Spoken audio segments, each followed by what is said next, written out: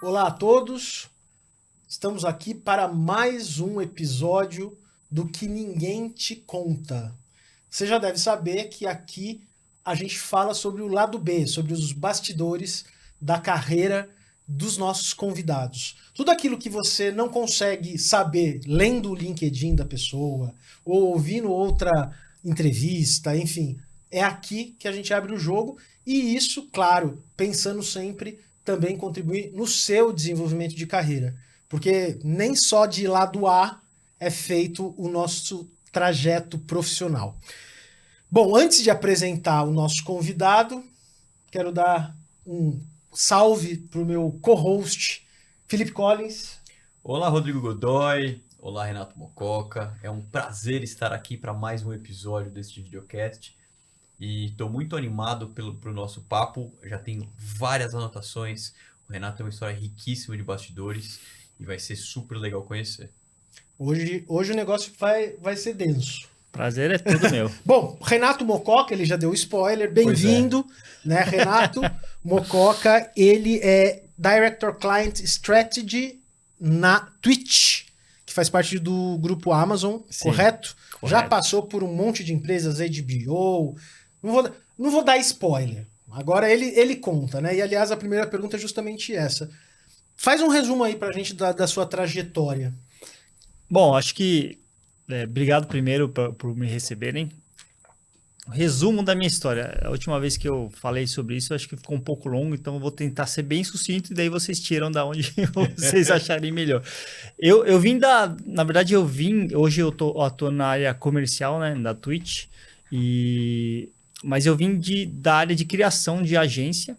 Depois disso eu fui motion graphics em produtoras na Mixer maior do Brasil, e daí depois eu fiz uma transição de carreira, passei por Abril, passei por ESPN, onde eu fiquei muito tempo, fui para uma startup que chamava Playbuzz, não sei se alguém vai lembrar de Playbuzz aqui, depois fui para HBO, BuzzFeed, e aí há quase um ano mais ou menos eu estou aqui na Twitch. Twitch, claro, eu acho que todo mundo conhece, pelo menos quem é gamer. Mas fala um pouquinho daí, vai que, né, tem alguém aqui que não é tão antenado no mundo dos games, até para saber o que é. Claro. A Twitch ela é uma plataforma de streaming, né? Então é uma plataforma de streaming que a Amazon comprou em 2014, se eu não me engano, e cresceu demais, né? Porque a audiência ela é muito responsiva, ela é diferente até de outras plataformas de vídeo, como, sei lá, YouTube, Dailymotion, Facebook. A Twitch ela é muito voltada para a comunidade, né? O que eu faço uma analogia é como se fosse a TV, com diversos canais, milhões de canais sendo criados todos os dias, com o bate-papo da UOL. Né? Então, o que eu tô falando isso? Porque talvez as pessoas mais jovens não saibam, mas antes de Messenger, antes de WhatsApp, tinha um negócio que eram as salas de bate-papo. Exato, há 15, 20 anos atrás, né? Eu ia lá na sala 3 às 18 horas, sala São Paulo, número 3, onde tinha uma galera que eu conhecia e uma galera que eu iria conhecer, né? Então, esse é o poder da comunidade que eu acho que a Twitch faz diferente, né? Não é só sobre o streamer. Hoje todo mundo fala de Casimiro, Gaules, né? Coringa, mas não é, as pessoas não estão lá só por conta deles, e sim por toda a comunidade, todo o mindset, assim. E os streamers estão lá porque é uma plataforma que você cria, você é recompensado pela sua audiência, né? Então, a gente fala... Antes a Twitch era muito conhecida só por games, né? E acho que o próprio Casimiro meio que quebrou essa bolha, mostrando que qualquer conteúdo como de esportes ele faz, tá furando um pouco essa bolha. Legal. E aqui a gente vê Twitch, BuzzFeed, HBO, ESPN, que nem você falou, tanto parte de criação quanto agora mais comercial, e essa é a parte que contam. Se você abrir ali Renato Mococa no LinkedIn, você encontra um perfil super bem atualizado. Aliás, se buscarem Renato Mococa, acho que não vão encontrar ninguém, né? Não encontram. Encontram. Porque lá. tem aqui um papo de bastidor, né? Conta aí. Exato. Vou começar pelos bastidores, então. Você que nos assiste, você sabia que Renato Mococa não é Renato Mococa? Ô mãe, desculpa eu estar falando isso, é verdade. Meu nome não é Mococa, mãe. Não, minha sogra me chama de Mococa, meus cunhados me chamam de Mococa, então o negócio cresceu bastante, então até hoje as pessoas ficam um pouco impressionadas. Sim, é verdade, meu nome, eu chamo de nome artístico, né? Então assim como eu falei, o Emerson Sheik, ele na verdade é o Márcio, então eu sou o Renato, que não é Mococa. Esse apelido veio desde os meus 12 anos, então meus amigos, eles tiravam sarro de mim porque eu passava as minhas férias em Mococa, então eles queriam, tipo, vamos fazer alguma coisa? Eu falei, não, eu vou para Mococa. Daí começaram a me chamar de Mococa, Mococa ficou. Daí depois eu fui estudar num colégio com um amigo não era nem mais da rua, ele estava lá nessa escola, uma escola gigantesca, e daí todo mundo achou engraçado, porque ele me chamava de Mococa, e daí ficou a escola inteira me chamando de Mococa. Daí eu fui pra faculdade e aconteceu que uma pessoa da escola tava lá na faculdade e pronto, efeito dominó aconteceu. E uma pessoa da faculdade, no meu primeiro emprego pós-faculdade, também na agência que eu comecei a trabalhar, veio da faculdade. E daí a agência inteira começou a me chamar de Mococa, daí eu desisti, adotei mesmo e acabou. Acho que o maior luto deve ser da minha mãe, que as pessoas não sabem o meu nome. Mas, e daí eu tava falando para vocês, acho que é interessante que depois, quando eu vim para a área comercial, até dando um spoiler, eu achava que, putz, vou usar meu nome sério, né? Tipo, Renato Itabashi, Renato Kakeshita. E acabou que eu percebi que quando eu falava Renato, o cliente nem lembrava quem eu era. Tipo, mais um cara que chama Renato e fica no meio de um monte de gente. Quando eu já me apresentava como Mococa, acabava que, só tem um cara, tem mais estranho. Sonoro, mais sonoro, né? Mais único, totalmente único, né? E, tipo, poucas vezes aconteceu de alguém ser de Mococa mesmo, né? Ou conhece algum Mococa, enfim. E eu falei, já é o meu apelido em quase todo lugar. Vou começar a vestir esse nome, esse personagem, esse nome artístico por uma estratégia de marketing. Porque não é um mesmo. Mococa comum, tal qual a cidade do interior de São Paulo. É São Paulo, né? É Mococa com K no final. Seoca Mas a curiosidade disso é porque só coloquei o K no final, porque daí eu conseguia fazer todas as contas de Gmail, Twitter, assim, desse jeito, com mais facilidade. Senão não ficava 00143. Já começou o que ninguém te conta, né? Exato. Você usar o nome artístico como ferramenta profissional, mesmo no mercado de vendas, assim por diante. E como é que você foi parar? Saiu de comunicação, publicidade, que foi o que você fez, passou por agências, fez motion design, que nem você falou, que é algo altamente técnico dentro do computador, e você vai criando para departamento comercial e departamento de novos negócios, né? Como é que você fez essa transição? Por quê? Cara, a verdade é aí que eu acho que é uma boa... tá bem relacionado com o tema de o que não te contam, né? Eu acho que eu vejo muito a empolgação e um mantra assim na sociedade falar, você trabalhe com o que você gosta de fazer e aquilo não vai se tornar o seu trabalho. Eu não estou falando que é mentira, né? Mas eu só acho que às vezes o receptor da mensagem, né? A gente jovem, a gente quer acreditar que, eu vou começar a jogar bola, vou virar o Neymar, vou começar a streamar, vou me tornar um gaulês. E não é assim, tem toda uma jornada para se chegar lá, né? Eu vou começar a trabalhar, sei lá, num escritório de advocacia e com a referência, assim, vou me tornar o Harvey Specter, sei lá, entendeu? A galera, eu acho que... E não te contam exatamente a jornada, os trade-offs que você tem que fazer, né? Então, eu falo assim que eu sempre gostei muito de animação, tecnologia, né, artes, e eu tinha um sonho de fazer filmes de Hollywood e tal, ganhar Oscar, olha lá. E eu sempre andei por isso, eu desenhava bem, eu me dava bem com tecnologia, eu falei, cara, motion não vai ser uma coisa difícil. E acabou não sendo, assim, não que eu era ótimo, excelente, mas o que me travou foi ver falta de perspectiva. Eu pensei, tô numa produtora das maiores do Brasil aqui, já tô aqui trabalhando tanto tempo e não tô vendo mudança. Continuo me sentindo um peão eu continuo me sentindo que eu tenho mais potencial e eu tô dando isso aqui, por mais que eu estude, melhore motion, aprenda 3D e tal, eu não, cara, tá tão longe de Hollywood, tá tão longe de eu conseguir colocar a minha ideia criativa em alguma coisa aqui, que eu falei, putz, eu acho que eu preciso mudar. E na época um amigo meu, ele me chamou para fazer esse pulo para a área comercial, falando, Mococa, você é um cara comunicativo, já trabalhou em agência, tipo, conhece muita gente, vem para a área comercial. Só que eu olhava, e daí também essas coisas, né? A gente coloca muito jovem, vários estereotipos, paradigmas na nossa cabeça que, não, cara, comercial é um negócio de demônio, sabe? Um negócio, tipo, vou ficar longe, esses caras aí só querem colocar dinheiro pra dentro e que se dane o resto, sabe? De seriado, né? Estereotipado. E tipo, não tá nem aí pra empresa, eu quero só saber de bater meta, né? E eu falei, não vou pra isso, nem ferrando, e... Eu falei, cara, eu tô mal, mas não é isso, assim. Não tô mal. Não sou tão apegado a dinheiro que eu precise, né, virar pra área comercial. E daí, depois de um ano, eu tava tipo assim, me dá qualquer coisa que eu vou. Eu comecei a sondar um pouco disso, né? E daí eu falei, cara, eu vou fazer essa transição, vamos ver, né, o que é. E eu falei com ele falou, cara, eu não tenho agora, nesse momento, nenhuma vaga, né? Afinal, foi um ano depois.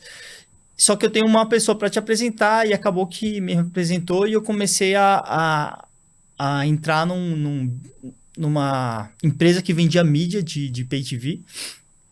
E eu fiquei lá trabalhando, na verdade eu fiz uma transição de carreira onde eu trabalhava em 2 empregos ao mesmo tempo. Então, eu trabalhava na produtora de madrugada e daí começava às 8 horas da manhã, trabalhando às 9 horas da manhã, trabalhava nessa revendedor de mídia, né? Que a gente ficava lá até umas 5 horas e depois eu voltava para casa, tomava um banho, dava uma nova cochilada e ia trabalhar de madrugada de novo. Então, calma. Vou fazer um recorte aqui. Tá. Enquanto você estava trabalhando na produtora, fazendo motion design, de madrugada. Sim. Da meia-noite até as 7, da meia-noite até as 8, alguma coisa desse sentido, de horário. Qual que era o horário? Não, então, tinha um esquema que quanto antes a gente entregasse como time o filme, a gente ia para casa mais cedo. Legal. Em média, ia ser umas 4 horas da manhã, né? Então, tinha dia que eu conseguia sair mais cedo ainda, tinha dia que atrasava e a gente saía às 7 horas da manhã e eu ia às vezes... Chegava em casa, tomava um banho, dava uma cochiladinha, 2 horas, 3 horas? Os dias que estendia muito, assim, pré-feriado, a gente com certeza... eu com certeza me dava mal os aços, né? Mas daí eu dormia 2 horas. Mas quando eu dormia bem, dormia umas 6 horas, vai. Várias vezes eu tive que dormir no carro, sim. Então, é isso que eu tô pensando, porque a transição não é imediata, né? Tem um overlap de uma carreira com a outra. E com a outra que demanda energia, porque você para vender, imagino que é e-mail, telefone, prospecção, negociação, toda uma outra série de coisas que Exato. Vai um Uma esforço carga cerebral e energético mesmo. O bom é que eu tava solteiro, não tinha só as minhas contas para pagar, né? Então dava para fazer isso e com energia pra caramba para drivar para isso e deu certo, né? Mas realmente chegou a ser pesado, mas aí que tá. Também na produtora acabou sendo eu estando fazendo um trabalho mais automático. Então, o que eu gastava no sentido de estar conhecendo coisas novas, estudando toda hora para transicionar de carreira, o outro já estava num ambiente mais cômodo, né? E exatamente esse comodismo que me incomodava, assim. Tipo, é isso que eu tenho de conhecimento, eu acho que eu tenho mais, mas não tô sentindo que vai me levar para algum lugar. Né? E não é só isso, acho que eu posso estar sendo injusto, assim. Eu sei que tem gente que se deu muito bem nesse sentido. Que eu olhava a longo prazo e eu falava assim, o ambiente, ele tá estruturado para entrou o job, vamos fazer, tipo, faça seu schedule de novo, seu calendário você se organiza, porque entrou o job. E eu falei, cara, não é isso que eu quero, sabe? Eu nem era, como eu falei, não era casado, nem namorava, mas eu pensava, no dia que eu for pai, gente, imagina eu saindo de casa de madrugada para trabalhar, ou nem voltando para casa, para mim isso já começou a pegar, eu já tinha 24 anos, 23 anos quando começou a crise. Aliás, esse é um parênteses. Uma das coisas que eu falava com 23 anos, eu colocava para mim mesmo, mas eu tô muito... 24, 25 anos, eu colocava assim, cara, mas eu tô muito velho para mudar, já tô 4 anos aqui na produtora, sabe? Já tô... Isso com 25, né? Então assim, eu pensava, cara, não, eu não posso errar se eu errar, sabe? Tipo, porque eu acho que principalmente no Brasil eu vejo muito isso, essa pressão de você entrar você sair da faculdade, você tem que estar com estágio, se você não tiver com estágio, parece que você vai morrer de fome pro resto da sua vida, sabe? Você nunca mais vai arranjar nada. Ou você sai da escola, você tem que entrar na faculdade, porque se você não entrar na faculdade, você não passa em mais nada, aí você vai ser um vagabundo pro resto da sua vida, sabe? Então, eu tinha muito disso, né? Até porque a condição familiar não era muito boa. Então, eu tinha essa pressão, assim, tipo... E eu trabalho, acho que eu não falei um pouco disso, eu trabalho desde os 15 anos. Então, quando eu fui para a faculdade, eu tive que parar porque meu curso era de tarde. Integral, não era integral, era de tarde. Uhum. E daí, putz, ninguém me aceitava, tal. Eu fiz um portfólio, aprendi a fazer flash, fiz um CD autorun, assim, que você colocava o negócio, popava. Era tipo... Mas, por causa do período, ninguém nunca me aceitou. E daí depois... Eu falei, cara, muito tarde para fazer alguma coisa e tal. Mas é aquele negócio. Eu preferi tentar mudança do que ficar num lugar onde eu estava insatisfeito. Esse ponto eu acho que é super importante da gente até trazer aqui, que é essa questão de transição de carreira. A gente fala muito do desenvolvimento da carreira, né? Fala-se muito, né? É como se fosse uma linha reta. E não é, né? Porque ela pode bifurcar em vários momentos, às vezes bifurcações que são continuidades lá dos passos iniciais, mas nem sempre. Eu acho que isso tem a ver com o que a gente estava falando mais cedo aqui, fora do ar, que é a questão da faculdade, do ensino formal, né? Você faz decisões, às vezes, aos 17, 16, 18 anos, de cursar uma faculdade X, e aos 30 anos você nem é mais a mesma pessoa. Exato, né? O que eu queria saber dessa sua história, dessa sua trajetória esse momento de transição. Você já trouxe aí dados práticos, né? Mas psicologicamente, como que você trabalhou isso para realmente ser algo positivo e possível de ser construído? Até para vencer a tal da síndrome do custo afundado. Já tenho 24 anos, tô há 4 na produtora. Sim. Que, se você olhar em perspectiva, é muito pouco, mas na tua cabeça, aquela época, parecia uma coisa enorme. Como que eu venci? Como que você trabalhou isso para isso ser algo positivo e não assustador, né? Como pode soar na maioria dos casos. Acho que a questão, para mim, foi muito uma reflexão interna, né? Tem uma tia minha que fala uma coisa que eu levo para a vida inteira, que é, você tem que ser sincero com você mesmo.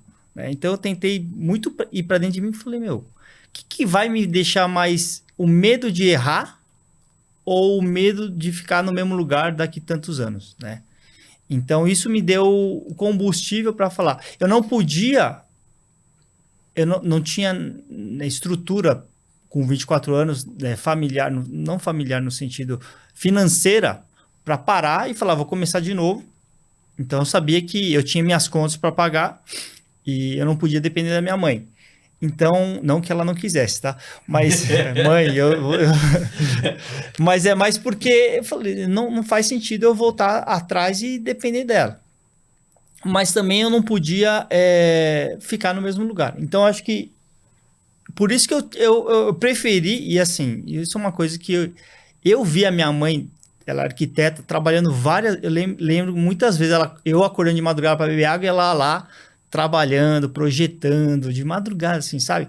Então, para mim, aquilo, eu falei, cara, se eu não correr atrás, não vai ser outra pessoa, né? Então, eu vi minha mãe correndo atrás, me ajudou muito a falar, eu sou jovem agora, dá para correr atrás.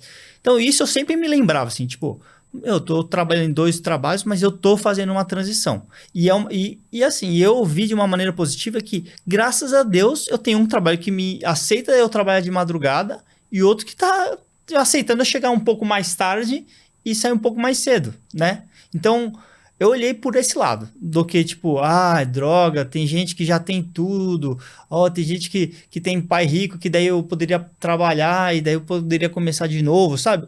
Não que não passou isso na minha cabeça, eu acho que passou, né? Então, eu fico pensando assim, em vez de ficar olhando isso, eu falei, meu, que bom, eu sempre olhar pelo lado do copo cheio, né? Acho que gratidão é uma das coisas que eu levo mais forte, assim, pra minha vida e que me ajudou a sempre olhar dessa maneira. Então, por quê? E daí depois, até emendando em uma outra coisa que eu acho que é importante, de tudo que não me contam e que eu acho que faz muito sentido na minha vida, quando eu vejo que eu não tive que cortar atalhos, né? Claro, e assim, eu tive atalhos, né? Não tô, apesar de tudo, eu tive uma condição muito melhor do que muitas pessoas. Mas eu tô falando assim, quando eu tive essas dificuldades, que não teve uma boiada na minha vida, sabe? Muitas vezes veio esse pensamento, pô, mas se minha mãe fosse mais rica, se eu tivesse não sei o quê, se eu tivesse carro, se eu tivesse inglês, se eu tivesse não sei o quê, e dependesse totalmente de mim é um exagero, mas sabe, conseguisse fazer uma transição de uma maneira mais tranquila e diversas outras coisas. Por exemplo, teve várias vezes que eu não consegui chegar numa entrevista de emprego porque eu não tinha carro, né? Então, pô, pegou o ônibus, atrasou, daí passou o ponto, enfim, é todo aquele negócio. O perrengue de todo dia. O perrengue, né? Que é o que não conta, cara. E daí eu olhava assim, pô, mas o moleque lá que tem já é rico, já não sei o quê. Isso na faculdade, né? Naquele mindset de, tipo, preciso arranjar um estágio. Pô, não consigo trabalhar em agência porque a agência, minha faculdade é em Perdizes. A agência fica na Vila Olímpia. Pra eu sair do Brooklyn pra ir pra Perdizes, pra depois voltar pra Vila Olímpia, tipo, de ônibus. Na época não existia corredor de ônibus, né? Então era um negócio muito... o trânsito entre os dois trânsito lugares, gigantesco. Então, assim, você olhava assim e falava, meu, por que o cara conseguiu e tal? Mas com o tempo eu consegui ser sarado dessa síndrome sei lá, de sentir o patinho feio, né?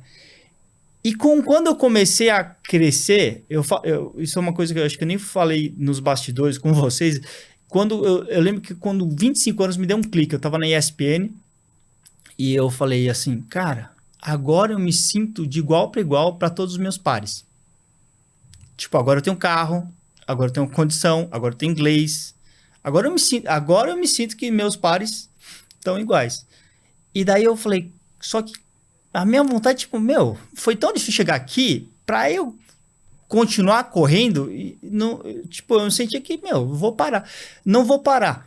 Então, e é isso que também, eu acho que esses momentos de conseguir lembrar e ter a gratidão, me fez com que quando outras dificuldades viessem, eu olhasse assim e falasse, cara, já passei por tantas outras coisas, não assim. É isso que vai me derrubar. Né? E às vezes as pessoas ficam... O que eu chego, assim, à conclusão é que tem pessoas que às vezes conseguiram as coisas tão fáceis, e eu falava isso para os estagiários da ESPN, eu falei, meu, valoriza o lugar que você tá, meu, seu primeiro emprego é ESPN, você não sabe o quanto de mensagem no LinkedIn eu recebo para as pessoas querendo estar aqui, você tá como primeiro emprego, você nunca trabalhou na vida, velho. Então pode reclamar do seu vale alimentação, que eu nem tive vale alimentação, não tinha nem férias. Tipo, olha de um jeito que, não, mas meus amigos da engenharia, que eu falei, cara, você tá na ESPN, tenho certeza que você continuar aqui, seus amigos da ESPN vão falar, bom, você conheceu não sei o que, tal, e o cara vai estar ganhando mais. Só que, então, olha de uma maneira diferente. Porque eu percebi que as pessoas, às vezes, que conseguiram os atalhos, e nada contra isso, eles acabam não tendo uma resiliência de, pô, mas para eu subir de cargo, eu vou ter que trabalhar um pouquinho a mais, eu vou ter que fazer um relatório, que absurdo, vou ter que fazer um relatório agora. Você vai ter que fazer um relatório agora. Não, cara. Você não sabe o que é você trabalhar em 2 empregos, fazer relatório, colocar um filme no ar, sabe? Então, mas isso eu via, cara, e não era culpa da pessoa. Sim. Depois eu vi, pô, o cara teve tudo. Então, quando chegou o obstáculo dele, foi tipo, pô, foi agora. Mas eu acho que nessas situações, eu acho que tem uma coisa boa da maturidade, né, profissional, pessoal, é que você consegue avaliar sob outras óticas, né? Que nem você está falando. É natural você, às vezes, em situações da vida, você ficar com raiva, você ficar chateado. Mas foi como você falou, né? Talvez tenha passado pela minha cabeça. Passar não é o problema é ficar. Exato. Assim, Exato. eu acho que passar passou. O problema é quando aquilo fica. E aí aquilo vai gestando. Corroendo a sua cabeça. Né? Porque eu acho que a gente também tem que ter essa... Né? Não se culpar em alguns momentos que a gente está insatisfeito, que a gente está mais chateado com alguma coisa no trabalho, que as coisas não funcionam. Primeiro porque tudo é passageiro. Exato. Né? Literalmente tudo. E outra coisa, o seu sentimento, essa sua aflição, também vai passar. Na maior parte das vezes vai passar. Eu aprendi com o professor Renato Mococa aqui que você precisa lembrar dos seus perrengues para fazer passar. É verdade. Você comparar, né? Você tem que comparar. Você olhando para trás, você... Pô, peraí. Não tá do jeito que eu queria o agora. Mas... Não, porque eu acho que a gente vive numa sociedade, né, instagramável, onde a gente só vê o highlight, a gente não vê o backstage, né? Então a gente começa, tipo, vendo, tipo, meu, que legal que, sei lá, pegar o Gaules, assim, como exemplo. Pô, que legal o Gaules, todo mundo quer ser o Gaules. Mas, cara, será que você queria passar numa parte tão sozinha que nem ele passou, sabe? Será que você quer passar num momento tão difícil, de quase ter que... tão triste, de quase ter que tirar sua própria... de querer tirar sua própria vida, sabe? Pô, não. Então, mas... Ou até o trabalho que dá você fazer streaming 15 horas 15 horas por dia. Também. Então, exato. Existe um hustle, existe um esforço ali. Não é só ligar a câmera uma meia hora por dia e a audiência vai vir do céu. Exato. Coroar. E mesmo quando você se torna um gaulês, você tá lá 12 horas por dia, todos os dias. No verão ali, todo mundo lá. No dia de sol, ele tá lá, trabalhando e tudo. Por isso que é tão importante que a gente consiga estar satisfeito com o que a gente faz, com o que a gente entrega, né? Sim. Porque você vai passar uma parte muito grande da sua vida lidando com aquilo. Exato. Né? Então, é essencial que haja, né, esse fit. Por isso que eu não falo que... Não discordo quando as pessoas falam, né? Até aquele livro Flow, né? Que eu não consigo falar o nome do... Mihaly Csikszentmihalyi. Não, eu acho brilhante, sensacional. E até porque ele é mais profundo de achar o seu flow. Não é uma coisa tão, né, simples como, faz o que você gosta. Não, é tipo uma coisa muito mais, né? Acho que ele traz aquela referência do cardiologista, que tem dois cardiologistas. Um que ama vidas, e por isso ele fez a faculdade de cardiologista. E o outro que ganha dinheiro. O que ganha dinheiro, tá lá um caso mais complicado, vou passar para outro cara. O outro quer salvar vidas, tá ali 2 horas de cirurgia, 12, 24, o cara tá lá para salvar vidas, né? Então, ele entra no flow que é, eu quero salvar essa vida. E o outro ele sai do flow, porque passou de 2 horas, diminuiu minha rentabilidade e eu vou ter que salvar essa pessoa, senão vai vir um processo nas minhas costas, né? Então, eu acho que, eu não acho que a gente não tem que buscar alguma coisa que a gente gosta de fazer. Tem que fazer. Pelo contrário, eu fiz uma transição porque eu não estava feliz, né? Mas eu acho que eu acho errado a gente ter tanta ousadia de não deixar, às vezes, a vida ou as pessoas mais velhas nos guiarem, sabe? Você acha que você encontrou o seu flow hoje, o lugar onde você está ali, você é o cardiologista que quer salvar as vidas? Você tem essa consciência hoje do lugar onde você está na carreira? Eu não sei se é o meu flow ainda, Felipe, mas eu gosto muito do lugar que eu estou. Mas eu acho que eu ainda tenho um negócio de, tipo, dá para produzir um pouquinho a mais, né? Então, de verdade, eu busco entender o que seria mais o meu flow, né? Porque ainda acho que eu sou muito... O que eu faço não é suscetível só a mim, né? Então, acho que às vezes as coisas saem do controle ou depende da situação financeira do país e tudo, né? Então, acaba saindo do meu flow, né? Varia de cliente, de empresa que eu estou, muito. Então, acho que o flow seria muito mais... Porque o meu flow acho que não seria só questão de vendas, e talvez o relacionamento, talvez, sei lá...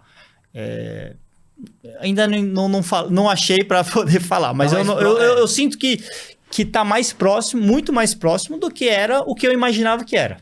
Acho que é melhor colocar dessa maneira, porque Então, aqui tem uma coisa importante, até para quem tá assistindo. O que você achava que era o teu flow, o teu lugar ideal há alguns anos, vamos colocar 8 anos ou coisa assim, você hoje já tem uma perspectiva diferente. Totalmente diferente. Totalmente diferente. Não, e assim, umas coisas que eu sempre faço uma reflexão, né? E alguns dias atrás, alguns anos atrás, eu falei, mas, nossa, engraçado, eu caí na área de vendas, né? Fiz a transição, acabei caindo, e hoje eu sou muito mais feliz vendendo aquele negócio que eu achava que era, sabe, horrível, péssimo, capitalista pra caramba. Eu sou muito mais feliz do que eu era com produtora, porque aqui eu tô muito mais no dia a dia. Hoje em dia eu vejo que, e daí é aquele negócio, eu vejo que o meu passado me ajuda, porque hoje, principalmente na publicidade, uma venda consultiva, um cara que conhece um pouco mais de como funciona a criação e tal, é mais valorizado, sabe? Então hoje a gente fala muito de conteúdo, né? O conteúdo é importante. Então, uma venda com conteúdo é super importante. Então, às vezes parece um acaso, mas, pô, que bom que deu tudo certo. Legal. E você citou um livro, né, o Flow, mas tem uma curiosidade aí, o seu consumo, né, de conhecimento não necessariamente se dá pela leitura, né? Sim. Não, isso é uma coisa que eu falo, assim, que eu tive que me permitir...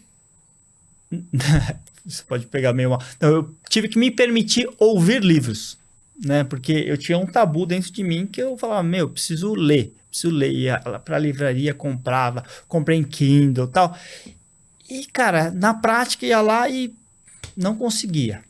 E em contrapartida, já ouvia muito podcast. Sempre ouvi muito podcast, gostava e tal. E daí eu falei, vou começar a ouvir livro.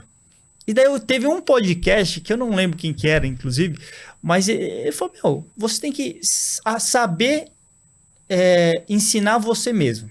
O jeito que você aprende, né? E daí, nisso, eu falei, cara, eu vou começar a ouvir livro. Na época, eu tomava mais de 1 hora para voltar, para voltar do trabalho.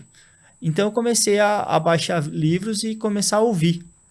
E nisso, cara, eu comecei a ouvir muitos livros, assim. E para mim era ótimo, porque eu sempre tinha coisa nova para falar, comentar, adicionar. Eu acho que é super importante. E isso, por exemplo, na pandemia é um negócio que, por estar sempre em casa, acaba que eu não tenho esse momento, né? E daí, de novo, eu tentei ir de novo pro livro físico e não deu, assim. E agora eu tô me policiando, pensando em como que eu faço, né? Então, alguns exercícios, caminhadas e tudo mais, que eu tô colocando livros de novo para poder ouvir. Esse ponto também eu acho bem importante, que é a gente entender e conhecer qual é o nosso processo de aprendizagem. Eu, por exemplo, eu não sou de ouvir, eu sou visual, então eu preciso anotar, né? Então, às vezes eu tô em reunião... Ler e anotar é o meu sweet spot. Eu tô em reunião, mesmo na época de escola, eu anotava tudo. Eu tô em reunião, eu tô anotando. Aí até uma colega um dia, agora, né, nessa época de tecnologia, ela falou assim, você não precisa anotar nada, você tira tira uma foto da lousa. Aí eu falei, não, é que pra mim o processo de entender... Grava no cérebro, acaba, né? Eu tô fazendo conexões aqui. Eu posso depois pegar o papel e jogar fora, não tem problema. Mas esse processo me ajuda. Só que você precisa saber, você precisa conhecer, né? Porque senão, como você melhor aprende, eu acho que isso é essencial também, porque com toda essa questão de lifelong learning, de educação continuada, de aprender a aprender, desaprender, reaprender, que tanto se fala, exato, né? A gente precisa encontrar as melhores ferramentas, né, para que a gente possa fazer parte educar, né? Desse flow. Eu acho. E Renato, você mencionou alguns hábitos. Me conta como é um dia na sua vida. Atualmente a minha vida, ela tem... Bom, acordo bem cedinho, né? Por causa do meu filho recém-nascido, e daí eu fico com ele. Quanto tempo? tá com 1 ano e... Que dia é hoje? 2 meses. E que beleza. Muito bem. Já tá dormindo melhor, graças a Deus, né? Espero Ainda que... não cheguei nessa fase. Eu espero chegar. Vai chegar. O meu demorou 11 meses, então... Faltam 2. Eu chegarei existe lá. essa... Olha o copo cheio, né? Mas E daí eu acordo, ele me acorda, né? E daí depois, um pouquinho depois, acorda minha filha. E a gente prepara ela tal para ir para a escola. Eu e minha esposa temos o hábito de levar ela para a escola, né? Então o pequeno vai com a gente volta, tomamos café da manhã e vamos trabalhar. Então, em geral, a gente almoça junto e depois volta para o trabalho. E daí depois a gente passa um tempo com as crianças lá, entre seus períodos, até eles dormirem.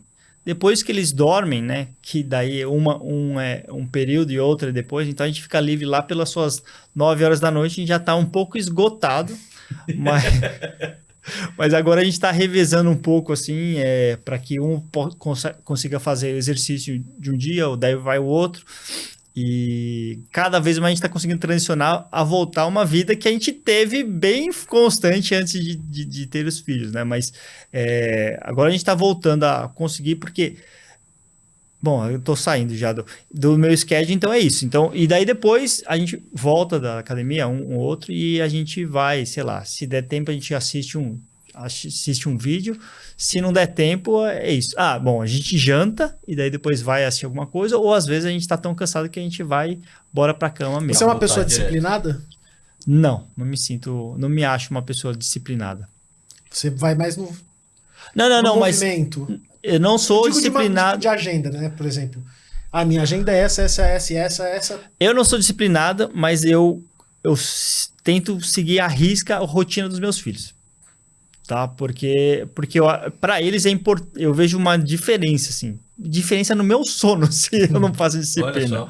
Então, assim, se eles dormem muito errado. A mais velha agora já conseguimos ser mais elástico. Mas o pequeno, se a gente começa a mudar a rotina dele, a madrugada é péssima. E quando a madrugada é péssima, para mim, quando eu durmo muito mal, isso é uma coisa que me afeta muito, assim. Tipo, pouco sono para mim é algo... Especialmente numa profissão e numa área que você precisa ser sociável e agradável com as outras pessoas. Exato. Que é o comercial, você fica meio baleado. Nossa, eu fico mal-humorado, eu fico irritado muito fácil. Então, é uma das coisas que eu sei que eu preciso... O sono é um pouco sagrado, assim, para mim. E, Renato, qual que é o teu próximo passo? Para onde você vai? Essa é uma boa pergunta. Eu fico me perguntando sempre qual que é o meu próximo passo, né? Então, uma das coisas que eu sempre fiz, assim, acho que às vezes você pergunta e eu falo demais, tá? Desculpa, mas eu sempre tento pensar qual que é... a pessoa que está no meu próximo passo tem que eu não tenho. Então, eu não espero... Tipo assim, o Renato do futuro, assim? Não, tipo assim, muita gente... Eu vi muita coisa acontecer nesse sentido, tipo... As pessoas reclamam do seu chefe, isso aqui, tal. Quando chega e ela vira chefe, ela não tem nenhuma ferramenta de chefe. Ela só queria o cargo, né? Perfeito. E eu fico pensando, cara, será que eu estou pronto para ser o meu chefe? Será que eu tenho o que o meu chefe tem? E daí, nesse momento, eu fico perguntando assim, será que eu quero ser o que o meu chefe tem? Ou será que tem alguma outra coisa? Eu quero ser o cargo que o meu chefe tem ou eu quero ter alguma outra coisa? Né? Ou, então, assim, o que eu tenho para mim de já resposta é eu quero ter mais gestão de pessoas, né? Então, gerir um time maior e também pensar também, talvez, em uma experiência fora de trabalho, né? Então, isso são duas coisas que nem sempre vão ser complementares, mas são coisas que eu miro aí. Legal. E quando você falou de mirar o teu chefe, mirar o próximo passo, você provavelmente faz um deparo de competências que essa pessoa, esse cargo, essa função precisa ter e o que você tem hoje. Exato. O que você tem hoje de principais pontos fortes, que você tem clareza disso e o que você tem de principais pontos de desenvolvimento e como que você coloca eles à prova para ou desenvolver a sua perna fraca ou reforçar o que você já tem de bom? Tá. Cara, como ponto... forte, eu creio que eu sou uma pessoa muito criativa e inovadora no sentido de sempre estar buscando aprender mais, trazer coisas novas. Eu sou muito parceiro assim das pessoas de conseguir trazer junto o time, colocar a mão na massa se preciso, sabe? Tô junto. Se precisar, todo dia no BuzzFeed, esse é uma coisa interessante. Tava lá, o cliente precisava de uma edição de vídeo simples, assim. E daí eu mandava para produção, entrava no pipeline de produção, a produção, vai ter tantos dias, e daí voltava, o cliente falava, não precisa mudar isso. E nisso foi umas 3 vezes. E nisso os dois começaram a ficar bravos, tanto o cliente quanto o pessoal da produção, sabe? Tipo, esse cliente na prova, e o cliente, vocês não mandam nada direito. Eu falei, quer saber? Eu peguei e eu voltei meus tempos de produtor e editei o negócio. Falei, o que você achou dessa versão? Precisa mudar isso. Tá bom, é isso aqui? É isso aí mesmo. Peguei e fiz.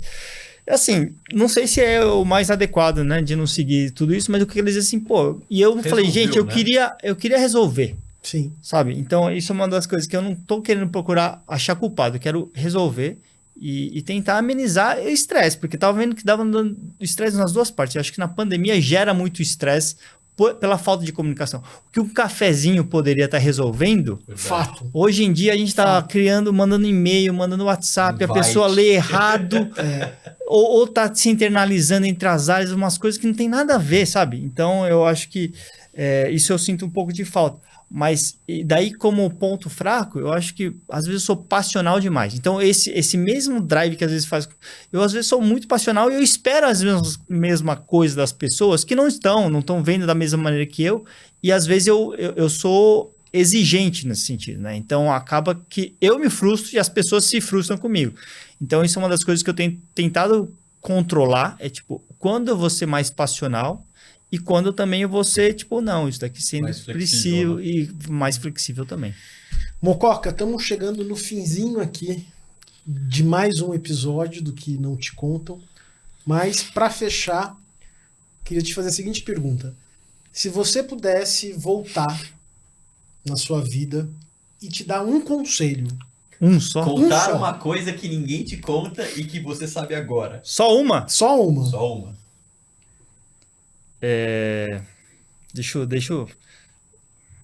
Cara, eu preciso pensar aqui. Que eu achava que era mais de uma, tá? Eu ia falar um monte, mas pensando aqui. Eu acho que, um resumo que eu faria é sempre tente ser mais grato pela situação que você está vivendo, né? Pare de tentar olhar o highlight do cara e comece a pensar, de repente você está num lugar muito melhor que outras pessoas. Então, eu falo para muita gente isso. A melhor maneira de você honrar, uma porta que se abriu, é você, por indicação de alguém, é você fazer o melhor trabalho possível. E talvez o melhor trabalho possível para você, não seja o melhor trabalho possível. Mas, por exemplo, uma comparação com o futebol. O que o Ralf fazia era o que o Corinthians precisava. Ele não precisava ser o Neymar. Né? E ele nunca seria o Neymar, mas ele deu o gás dele, ele corria... O cara tinha que driblar o Ralf 3 vezes. Daí o pessoal já sabe que time eu torço, né? Mas o que eu quero dizer assim, é ser grato pela oportunidade que você tem, e não o Ralf poderia pensar, putz, mas nunca me chamaram para pro Paris Saint-Germain, nunca tive uma oportunidade, acho que ele teve, né? Mas assim, nunca tiveram uma oportunidade na Europa, sabe? Cara... Faz o melhor e pensa tantas pessoas que passaram assim e não tiveram, né? Eu de vez em quando eu passo, de vez em quando não.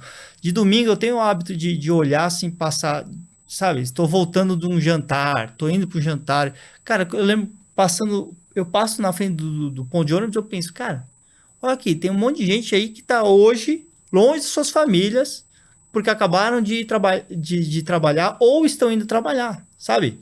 Então, eu acho que quando a gente dá um zoom out dos nossas ambições, a gente começa a ter mais gratidão, eu acho que a gente fica menos ansioso, né? E eu acho que, contanto que a gente tenha vontade e energia para ir, a gente vai chegar num lugar bom. A gente só não vai chegar imediatamente nessa sociedade meio instantânea, né? Parece que a sociedade inicia hoje. Colocou lá, esquentou a água, pronto, comeu macarrão. Né? Então, a gente está numa sociedade que, tem que ser para ontem. Eu quero ser o cara entra no estagiário e já quer virar o CEO. Cara, não, mas eu tô 3 anos aqui, tá bom. E eu fiz a transição de carreira, né? Então parece que uma dicotomia que eu tô falando, mas a questão é, tipo, entende, o motivo de que você quer mudar, né? Então, coloca sempre a gratidão de perspectiva para você entender melhor a situação, se você tem que mais agradecer ou realmente mudar. Realmente um ótimo Excelente. conselho para qualquer Grandes situação lições. da vida. Bom, chegamos ao final de mais um episódio. Quero agradecer, Mococa, a sua disponibilidade. Obrigado a vocês. Abrir conosco aqui a sua história e agradecer a companhia sempre inspiradora do meu co-host Felipe Collins. Obrigado, Rodrigo. Obrigado, Mococa. Eu aprendi um monte com o episódio de hoje. Se você também aprendeu, não esquece, eu vou fazer a minha de streamer agora, Mococa. Se você também aprendeu, não esquece de avaliar o podcast, recomendar, postar nas redes sociais o teu principal insight do episódio de hoje, que com certeza tem vários, certo, Rodrigo? Sempre. E a gente gosta. Pode falar. E eu que Traz que a agradeço. gente absorve. Bom, eu agradeço muito vocês, foi um prazer aí, a gente poderia ficar aí horas e horas falando, mas muito obrigado pela oportunidade, muito legal. Obrigado a todos vocês e até o próximo episódio.